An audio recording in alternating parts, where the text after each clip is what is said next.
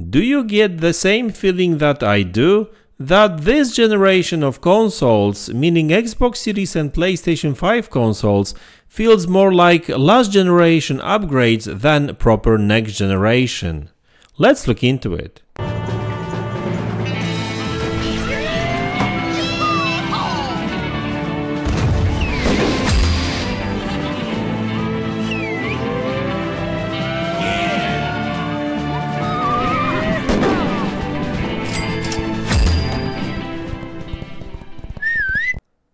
Hey guys, welcome back to the channel.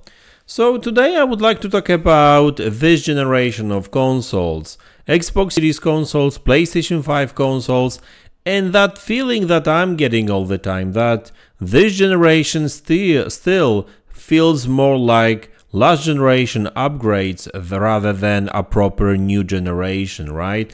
And I know that with this generation of consoles we are getting quite a lot of new things like SSDs, faster CPUs, more memory and that kind of stuff, but for whatever reason when I play games on these consoles they don't necessarily feel next gen. Yes, they look a little bit better, they run obviously better, they load much faster, so you know that's actually a big difference for sure, but for the most part developers are still not taking advantage of these consoles.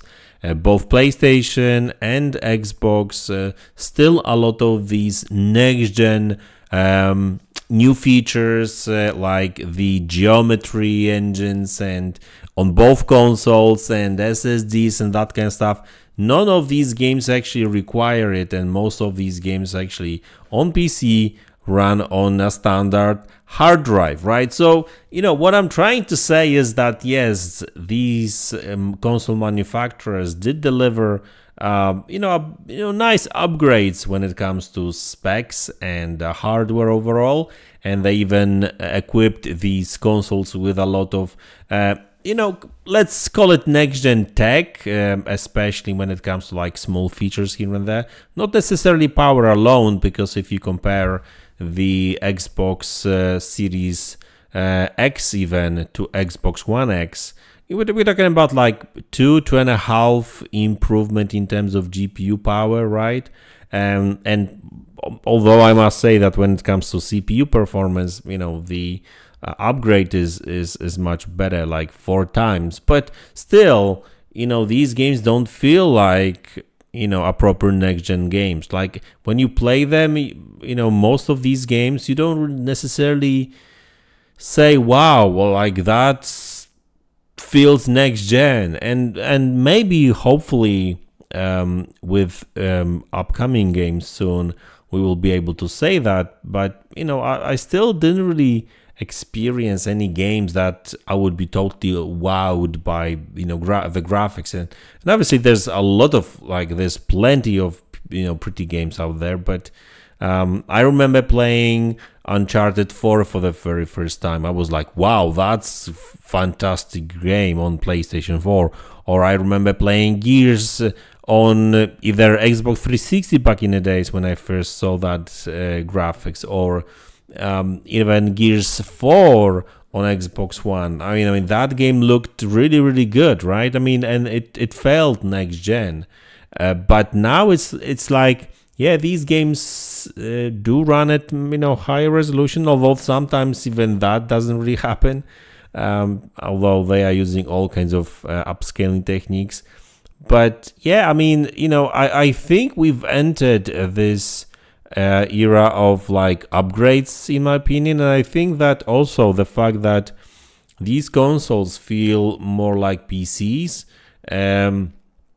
we like moving forward we will probably be seeing more and more upgrades rather than totally new generations. And even when I hear people saying that, oh, why Xbox is needing another generation soon, I mean, you know, not for the way more power for sure, because I don't think that Xbox releasing another console, like or starting a new generation, let's call it like that, in 2026, it's about power, because you know that next gen console, that new Xbox console in 2026, if all these rumors are true, is not really going to be that more powerful, unless they will go with, you know, some form of new AI tech or something like that. But then again, still, again, it's a question how many of developers will going to actually use it, right? I mean,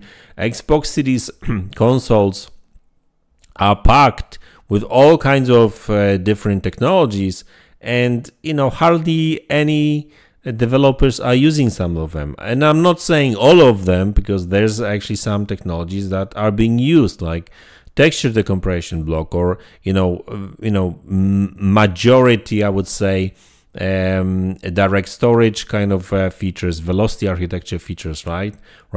Although SFS is still being not used. I haven't really heard a single developer confirming that they are using this feature. And again, you know, all the geometry engine kind of and geometry kind of technologies, these for the most part are still not used. I mean, you know, there's like what, 2-3 titles that are using mesh shaders, and whatever PlayStation is using there too.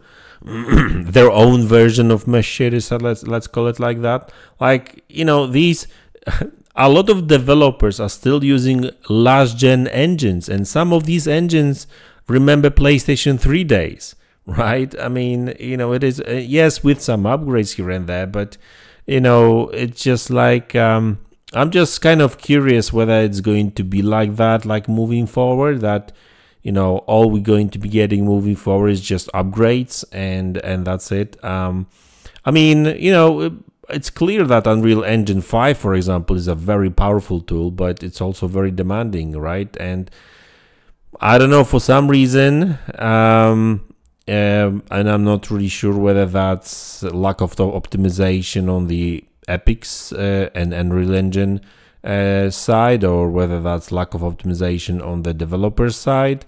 But still, like these Unreal Engine 5 games, for the most part, launched undercooked and really not really running that great and looking that great. And I mean, a couple of titles were patched, because, for example, I tested Lords of the Fallen Unreal Engine 5 game on Xbox Series X lately, like yesterday, and that game actually looks and runs great on Xbox Series X now. It looks great because geometry and everything, that looks great, but I still don't think that it's actually using all these bells and whistles. I think it's still early. It's still using early version of Unreal Engine 5, like 5.2, I think, and Unreal Engine is on a 5.4 now. So, but still, even with that in mind, that game now runs really, really good.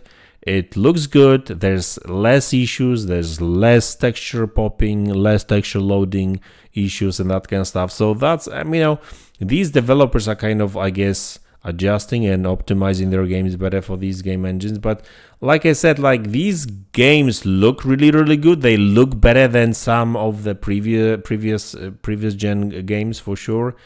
But I think a lot of these next gen engines are kind of moving towards like more realistic lighting and that kind of stuff. But more realistic doesn't always translate to better looking, if you know what I mean, right? Like, you know, the fact that something is very realistic doesn't mean it looks good. It doesn't mean that it's pretty, if you know what I mean, right? Same with some of the reflections or lighting. And, you know, it's actually funny that in some games I actually found the baked-in lighting looking better than you know, realistic ray traced lighting, right? So I don't know. I guess it's an artistic touch to some games when it comes to game development and stuff, right? But yeah, you know, I don't know. Like I'm not sure if it's an issue with these current gen consoles power, or lack of optimization, or maybe tools, or maybe engines are not ready to deliver these graphics, and maybe some other physics and that kind of stuff, who knows. But yeah, I mean, you know, guys, it's been like 4 years now, over 4 years, and yeah, it still doesn't feel like proper next gen really. And hopefully this will change this year with games like Hellblade 2, for example. But is there any other like great looking games like that? I don't know. Like I still remember the very first time I saw a demo, E3 demo of Gears 4 running on Xbox One, and I was like, is it possible? Is it doable? I mean, can Xbox One produce such a graphics? Remember that? Or I remember when Rise, Son of Rome, was shown on Xbox, running on Xbox One. I was like, God damn, that game looks good, right? It really looked next gen straight away. And for whatever reason, like, I guess Forza Horizon got close to it. I guess Horizon Forbidden West, not Forbidden West, the sequel, I think, got close to that too. And a couple of other smaller games here or bigger games here and there. But for the most part, like, yeah, I mean, you know, most games just feel like upgrades to the last gen games, really, right? And you know, even these so-called next gen games like you know, Spider-Man looks good, but does it look next gen good? Not really. I mean, Spider-Man 2, even though it's a PlayStation 5 only game, you know, graphics wise is not really that different to the first Spider-Man of Miles Morales, which was on regular PlayStation 4 too, right? So listen, at the end of the day, you know, hopefully developers will figure this out, or we're just going to get another generation of consoles soon. I mean, Xbox is planning to release a next-gen console in 2026 apparently. So yeah, maybe we should have just skipped this generation and just kept it going, and, you know, call these consoles upgrades, and that's it, right? But who knows? We'll see how that goes. You know, this generation is weird for many reasons. COVID and all these kind of stuff, right? So anyway, guys, that's the video. I hope you enjoyed it. These are my thoughts on this generation, and let me know what you think about it. How do you feel about this generation? Are you satisfied with it? Would you want something more? Guys, so that's the video. I hope you enjoyed it, and I will see you all in the next one. Take care.